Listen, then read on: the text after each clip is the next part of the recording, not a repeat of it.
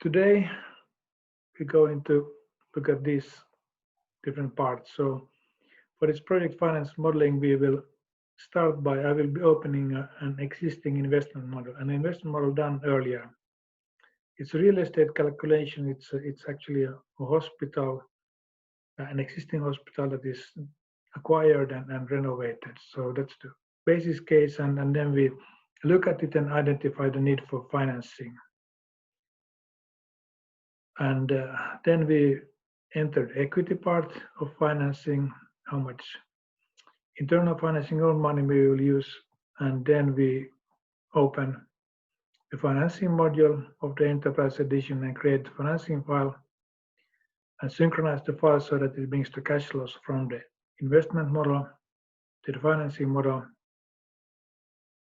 And then we start inputting the loan parameters of the first loan. And based on those parameters, it will calculate then the loan payment schedule, and we can also analyze then the loan report created in the program. Then we go back to the investment file and import the debt financing to our investment model. Then we can analyze liquidity. I mean, was the financing enough, and or will there be, how is the repayment schedule? Is it too early repayments, too much repayments, too short repayment period? So we might need to go back and make some adjustments to the debt financing model. Then we will also look at how the debt financing shows up in the income statement and cash flow statement and balance sheet.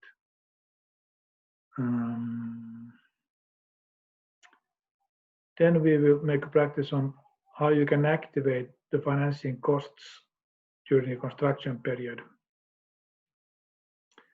And so we continue also to look at how profitability based on free cash flow to equity looks like when you have included the debt financing. You have net present value on equity, IRR on equity, and payback time to equity. So that's also one interesting view to take a look at. Okay, I think we can go to the program directly. And I have opened Invest for Excel. So this is the start screen of the program. So I'm running the enterprise edition of version 3.9002.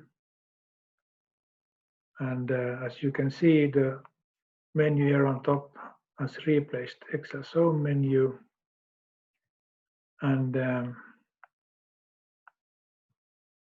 you can access the different parts of Invest for Excel directly from the menu. And you can switch to Excel menu anytime you like to use Excel functions. If you prefer, you can have Excel menu open all the time and then access also Invest for Excel functions here to the right. Or you can switch back and forth between the menus. Okay, let's now open then the investment model, which I will be using in this presentation. So I use the real estate here.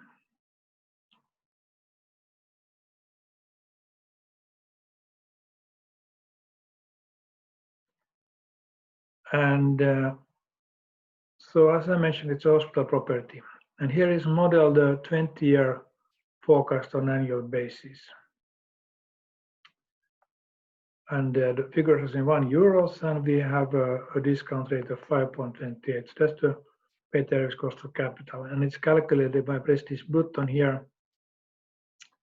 I can see how it is calculated. It's been calculated using a cost of debt of 3% and adjusting with the corporate tax rate, income tax rate of 20%. Then we have the debt 70% out of 100% total capital, and the rest 30% is then equity. And the investors, the owners, want a return on 12% on the equity portion. So if you take into consideration the debt leverage, we should receive 12%. Anyway, then it lands to a weighted average cost of capital of 5.28%, and we use that in the calculation. And here with corporate income tax, I go forward, just who has made and what it is, and then to the investment table. And here, let's make it slightly bigger, like that. So here you see the investment. So first of all, we purchased the building and land area and equipment for a total of 450,000. Then we will be making some ongoing equipment purchases on an annual basis.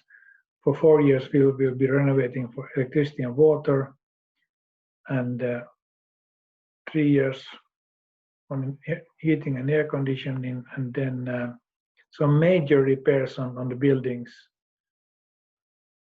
here during 3 years from 22 to 24. So you could say that the investment phase here is 4 years. It's 21, 22, 23, and 24. And although, of course, there will be annual purchases also going on after that, but the main period is 4 years. Then, as we buy a ongoing business, so there is rental incomes from the beginning. So total rental income is some 639,000 first year and growing. And here you can see if I press these flip buttons, you can see how it is calculated. Like in this case, different areas of the building are then with different rents calculated. And then we have the costs to take into account. We have external charges for security and cleaning, other variable costs like maintenance of land area, machines, equipment, buildings, heat, electricity, water, and steam. Okay, I see that steam is only for 2 years or 1.5 years, and then it will be replaced with another heating form. Then we have fixed costs. We have for staff, accounting and servicemen, and then other fixed costs, telephone, external services, and real estate tax. Okay, this is then the income statement. We have the depreciation from investments, and we have an empty row for financing costs, and then we have the taxes and net income for period. So it's profitable on income statement level at least. Let's continue. We have the working capital. Okay, it has not been calculated. It's maybe not so crucial in this particular case. So I go forward to cash flow statement, and we have the incomes, variable costs, fixed costs, taxes, and cash flow from operations plus investments, and you have the free cash flow. So every year's free cash flow is discounted to the beginning, and the discounted values are added together on this cumulative discounted free cash flow row. And after that, we would have the financing items which are missing, and then we have the total cash flow and the cumulative total cash flow. So this total cash flow shows me the need for financing on annual basis, and the cumulative total cash flow shows the total need for financing. So some 630,000 at least financing is needed, but not all at once, but in portions. Okay, let's start with the equity part, and then let's take that for the rest. So you see here are buttons. I can open this equity increase or decrease row by pressing the button to the left. And now it opens for entering changes in equity. So here is the first row, changes in share capital, which is maybe not the correct term in this case. I mean, we just enter some equity share in this project, so we can rename it actually. Let's do that. At the same time, I can show you how to rename rows in the program anywhere. So top left, there's a small blue button just below the cash flow statement heading, and you can hide rows and unhide hidden rows, but then there's a second tab which is edit row texts. So here I can change changes in share capital. I will call that equity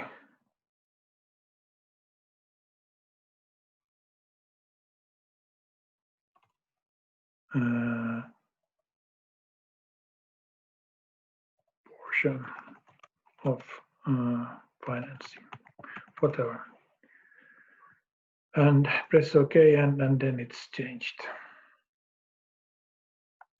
Let's assume what there was used in this calculation of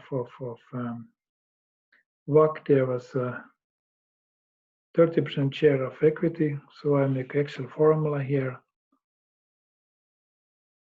I use minus because it should be plus, and that's minus, and minus 30% multiplied with the investment. So 135,000 here, and now I can just simply drag this over the period of 4 years. 2, 3, 4. That's the main investments. You see, the first year is split into beginning of year and end of year. So this first column is always the 0 period. Then we have the end of the year.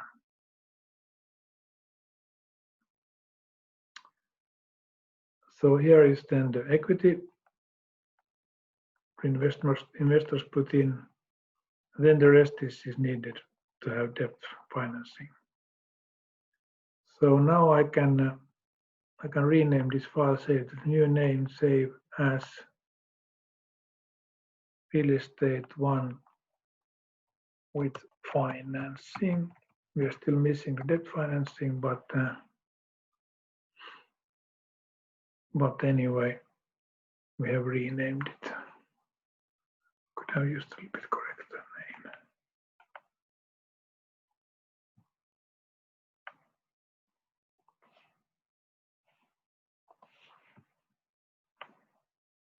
That. Okay, then let's do the debt financing. We have the equity inserted, so then I come from the menu and I choose input financing. Input financing, and I can open a financing file, or like in this case, I can create a new financing file. This is available only in Enterprise Edition.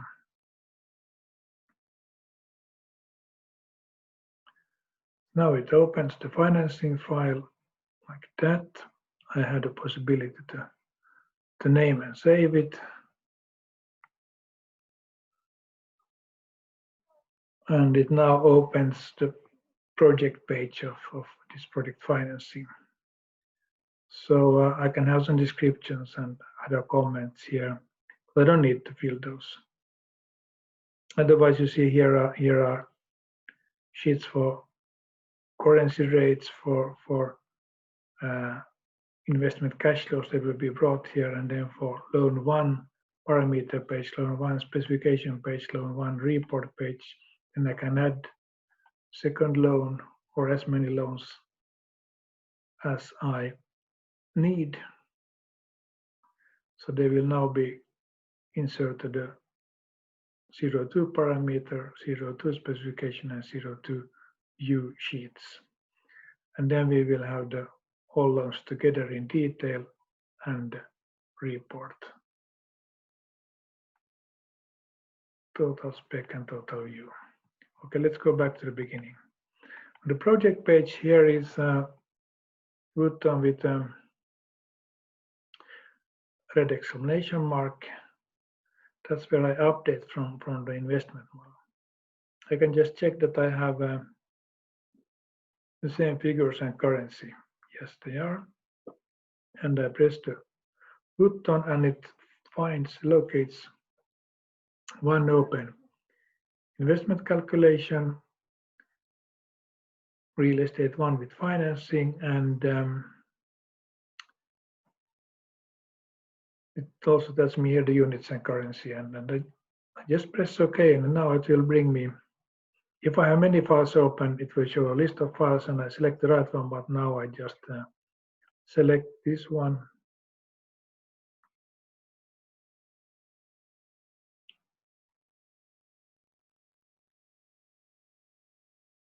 And it updated. So now it brought the cash flows from the investment model here.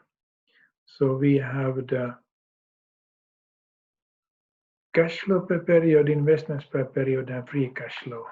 The cash flow from operations plus investments is the free cash flow. So here we see sort of the need for financing.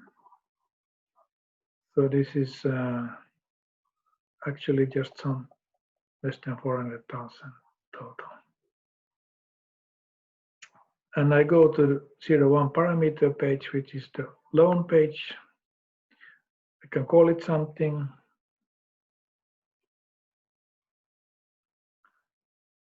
And I put the loan amount. What did I say? Some less than 500,000. Let's try with 475,000. And see if that's enough. And we need the money here in beginning of 21, I would remember. So let's double check. Yeah, beginning of 21. So then the financial closing should be 1 month prior. So that would be then December 20. So because then you will have the money available in the beginning of 21, where the purchase is done, the acquisition of the building and the land and equipment. Then the construction period in this project would last for 4 years.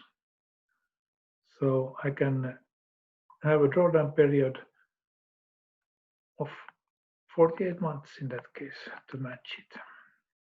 That should be enough. And then a repayment period of, let's say, 15 years. We have a 20-year calculation. Let's try with 15 years. Starting at the end of drawdown, so we will start repaying only after the construction is finalized. So after 4 years, from 25 to 39. And now I can enter the withdrawals. So we have the free cash flow, but actually I can also, the yellow column is the values from the investment model, investment calculation. I want to see the investments and realizations actually. So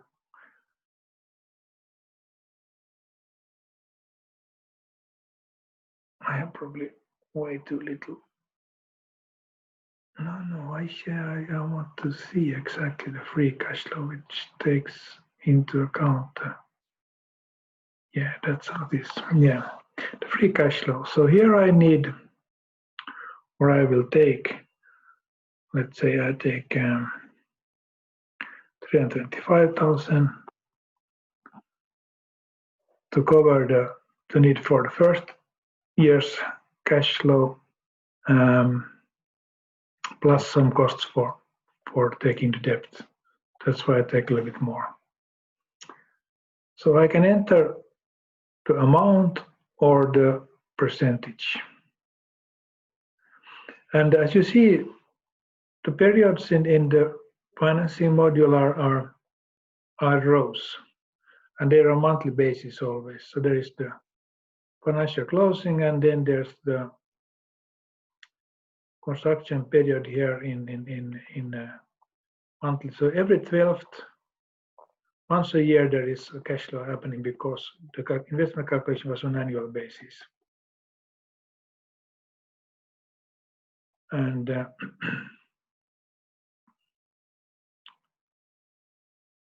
then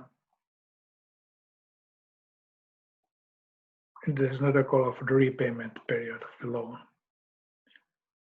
And now it has opened this green area here for inputting of loan withdrawals for these 4 years of loan withdrawals during construction period.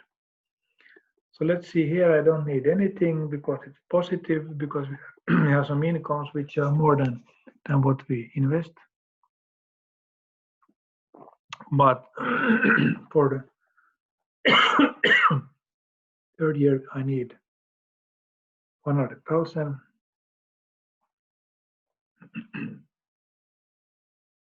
So we're up to 425,000. So still 50,000.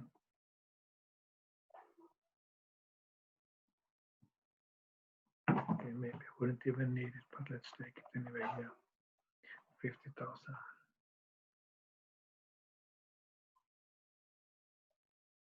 Like that. So now it's 100% total. And yeah, I could always just enter the amount or the percentage.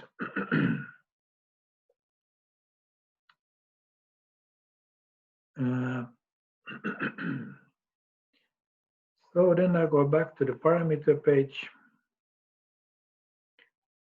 and we have, I can continue with the loan parameters. I go down, and the next thing to look at is the financing type.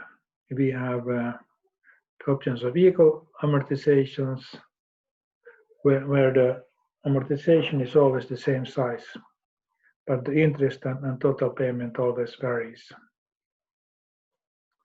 Then we have annuity, where the total payment is always the same size, but the amortization and interest payment always varies. Then we have bullet loan, where we just pay interests, and then we repay the loan at the end, the whole loan. And then the fourth option is customized, where you can put in free form any repayment schedule manually.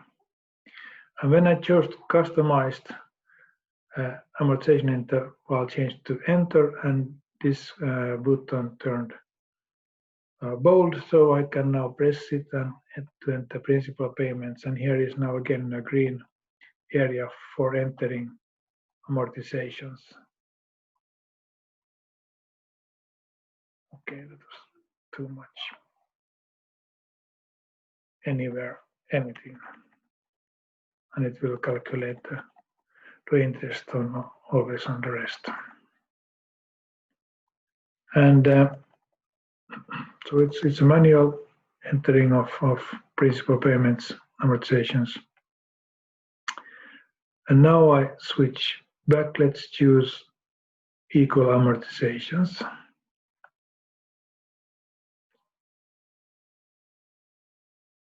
Like that. And I can also choose any amortization interval: monthly, every second month, quarterly, 3 times a year, tertially, and semi-annually and annually. So let's choose semi-annually. And there's also something called balloon payment. If I tick that option, it's like a one extra bigger amortization outside the normal amortization schedule. So I can then enter balloon. And you see the normal principal payments amortizations are here.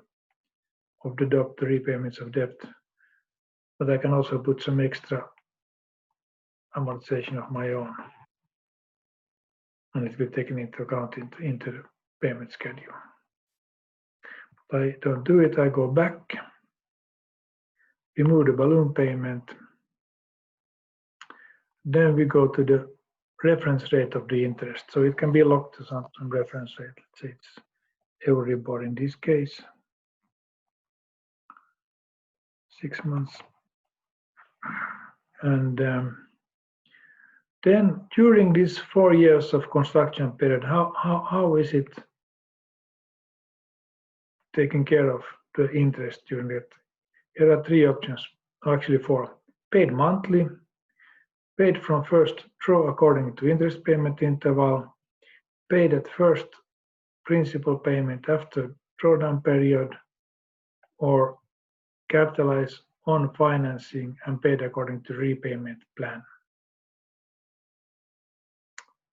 So in that case, you don't pay the rent, it just increases the debt, and then it's repaid according to repayment plan.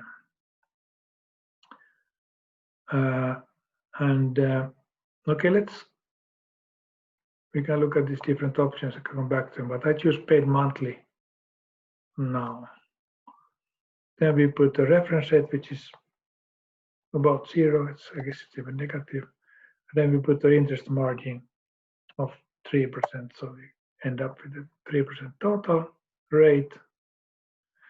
And now, by default, here is a interest payment of once per year, and then the nominal rate is the same as the efficient rate yield. But if I choose, like, say, monthly, then they will vary. And let's use, it could be the same as amortization, but let's put actually quarterly, because it doesn't have to be the same. It's usually it's the same interval as with amortizations, but it doesn't have to be. And then you can also choose whether it's 30 days per month, 360 per year, or calendar days that the interest is based on. And you can also choose whether it's a floating interest or a fixed interest. If it's locked to Euribor, then of course it's floating. And then there's a possibility to you to enter interest rate changes. I mean, there might be a plan where it changes after 1 year or something like that, or annually. Or then if it's, like in this case, it's tied to the Euribor, then if you like, you can go here and make some forecasts on how it will develop over time, the rate. But of course, you don't need to do it, but it's possible to do.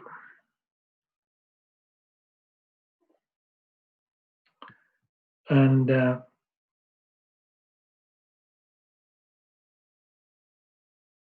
then different types of fees. And let's now make some fees here just for practice, so you see how it works. So let's say you have a credit arrangement fee, which is let's say it's 0.3%. Okay, now the program does not yet know if it's 0.3% or 30 cents. But if you choose here you choose how it is calculated. So here are many options. And the first one, A, is upfront percentage of total financing at financial closing. So that's then 0.3% of total financing. So I choose that one. And this button turned bold, so it's active. So if I press it, it will jump to the specification page where it has calculated the cost, 1,425 euros for arranging this loan. And here you see, by the way, the interest payments during construction period paid every month. If I go back and change now that one to something else, let's say paid from first draw according to interest payment interval, then it should be every third month. So it seems to be also. So you see it it calculates monthly and sums up on the accrued column and then pays every third month. So this is the function of the specification sheet, so you can see in detail.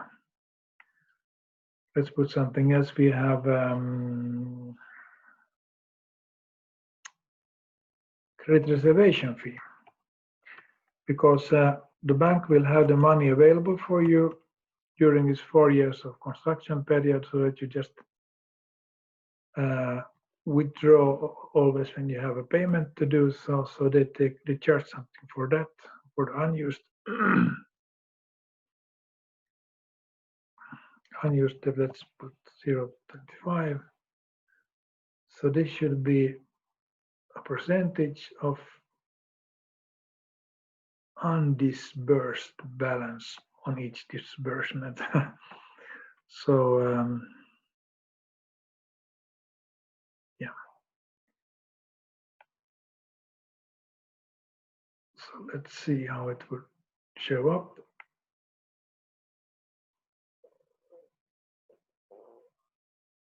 Yeah, here is on.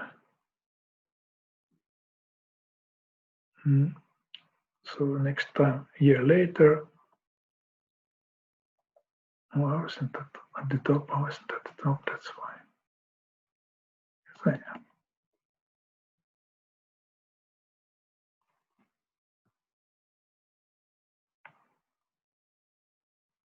am. Undisbursed. Let's see. Did I choose undisbursed balance in advance? Advance or arrears? Let's take advanced.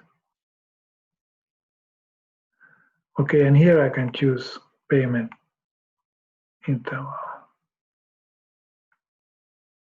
Yeah, this is what I wanted to show. So every third month it's paid. And it goes down when there's less untaken debt. Yep. And at the same time, the interest, the all-in rate increases for every cost I add. Let's put something for guarantee.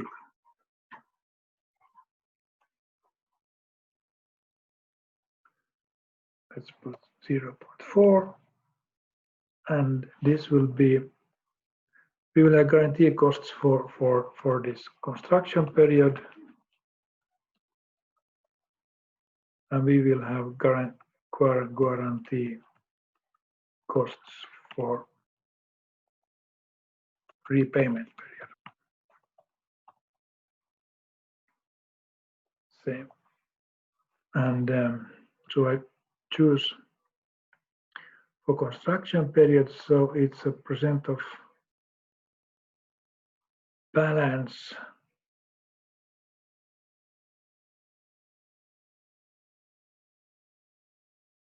here, percent of disbursed balance. Yep. And then for repayment period, disbursed balance in advanced arrears repayment period. Okay.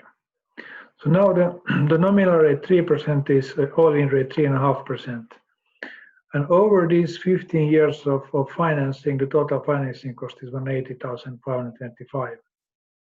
And while now looking at the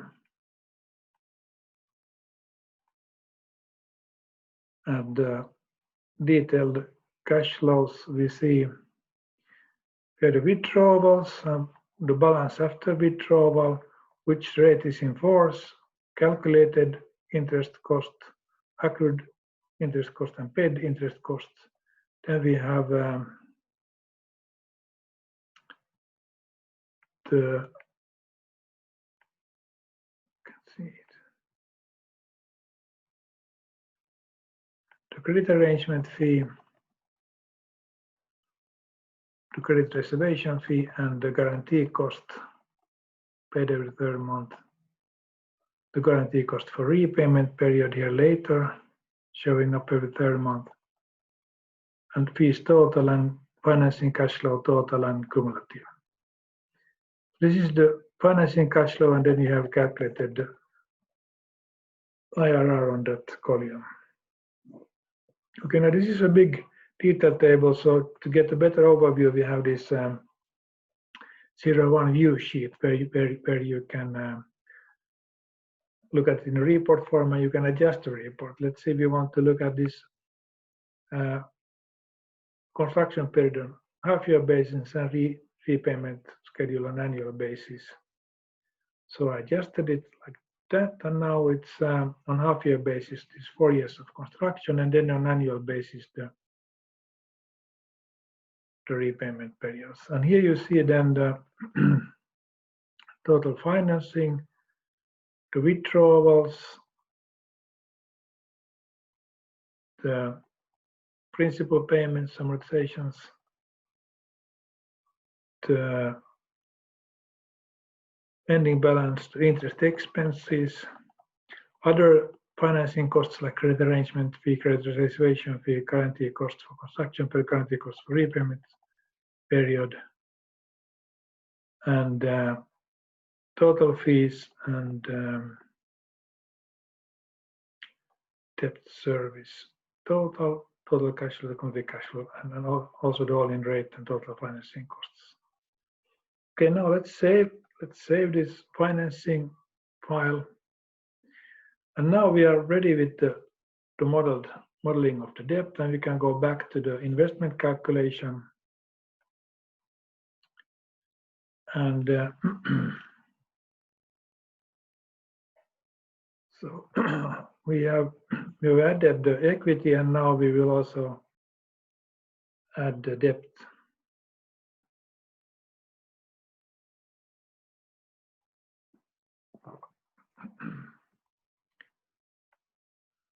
So I pressed this long-term debt increase and decrease button to open the sub-rows.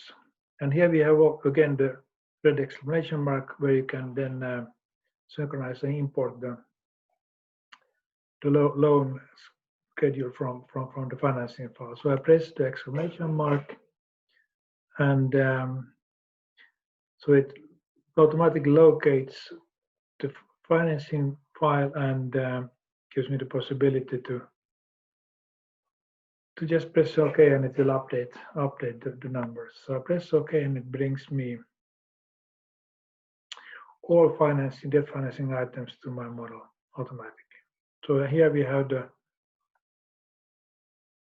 start costs and interest costs during construction period and repayment period. We have the tax effects of financing expenses. We have the debt withdrawals and repayments and the equity. Also, this will impact, of course, the balance sheet. We see that this bank and cash is positive. Okay, so we have enough debt, and we have the interest-bearing long-term debt showing up here, and in the interest-bearing short-term debt, there is automatically always the current portion of long-term loans. So whatever is being repaid next year is showing up in short-term loans. And also, if we look at the income statement, it should now include the financing expenses. Here they are, yeah. The costs in the beginning when we take the loan, and then the first year and second, third, like this. And it will then, of course, also impact the taxes in income statement, and the net income is lower because of the financing costs. But it does not change the free cash flow here, because it shouldn't, because in NPV, and payback, you also already included it in the discount rate, the WACC, so it should not impact the free cash flow row. So that's why the financing items come here below. So if you look at the result, okay, I didn't show it, but it's exactly the same as before. Net present value has not changed, the internal rate of return has not changed, the payback time has not changed for this project. Okay, then I want to show you one other or some other options with this updating. So first of all, now I still have selected that includes also if there are any transactions prior, so they show up in the opening balance of the investment model. I can also choose to add to previously updated values. So if I use many different separate financing paths, I can read one at a time and then just add values. And then there is the option to capitalize the financing cost during construction period to the book value of the asset. And now the program guessed that the construction period ends in 24, which is correct. So now I can just tick here, capitalize financing cost before and including period 1224. I can put it to some specific asset like the building, would be logical. But actually now I will put it on a separate row, which I will be later be naming interest costs during construction period, so that you see how it show up. Now when I press OK, it will show up differently.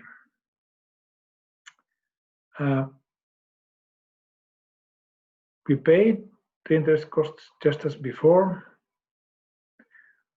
but there is no tax deduction on them because they are activated. They will not show up in income statement anymore like they used to do. They used to be here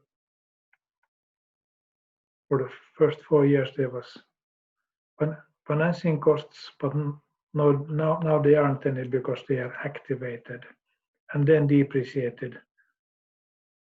with the assets. So only after when it's completed the construction period, then the interest costs show up here. So if I go now to the investment table and I will make one more row visible, row number 7, and I will name it construction period interests.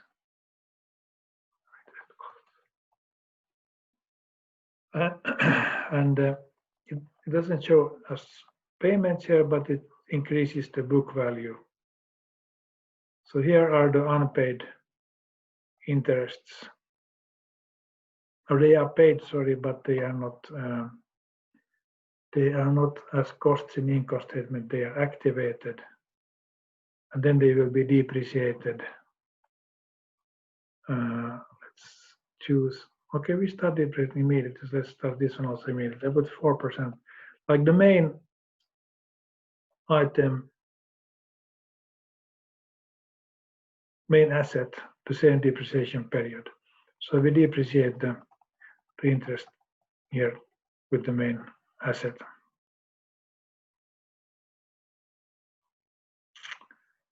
Okay, there are some other possibilities, like we could also choose not to pay during construction period, but let's leave that to another training. We have already passed our time limit, but I want to share one other thing with you. I will save this one now. Now when we have added the debt financing, now we can also look at the debt leverage and return on equity of this project for investors. So it's not showing by default in Invest4 Excel because it's not used so often, but it's available. So please notice this under menu other, options, other options, include profitability calculation based on free cash flow to equity, FCFE. Okay, and then the model slightly changes so that if you go from the beginning, so if you start from the basic values, so there is now showing up two discount rates, the WACC and the cost of equity. That's the first change. The other change comes in the cash flow statement. So the free cash flow is now free cash flow to firm. It's the same values, but the heading is changed because here is one more extra sum row in between, which is called free cash flow to equity.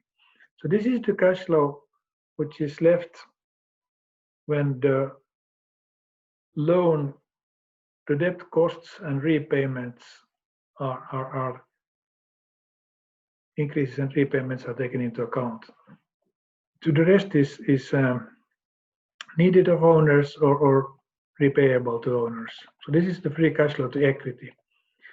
This cash flow will be discounted with the cost of equity, the 12%. There's a higher required return on this one, and it should be possible to gain that return thanks to the debt leverage of having 70% of lower interest costs. So let's see. So I will now look at the result page, and we see this is the main project, which gives 628,000 net present value, 12% IRR, and 11.5 years payback time. Then that's like too firm, and it's the profitability project. But then if you look at from the investor's point of view, the investors want a 12% return, and yet the NPV is still positive, and the internal rate of return to equity is more than 22%. So the project itself gives 12% return, but the owners still get 22% return thanks to debt leverage. And the payback time, okay, it's also shorter, 9 years exactly. So this is like the investor's view of this project. Okay, I end this webinar here. Thank you very much for joining, and you will also get a link to this recording and to these calculations that I created, the files, and I will also to the presentation. So thank you very much for joining, and have a nice rest of the day. Thank you.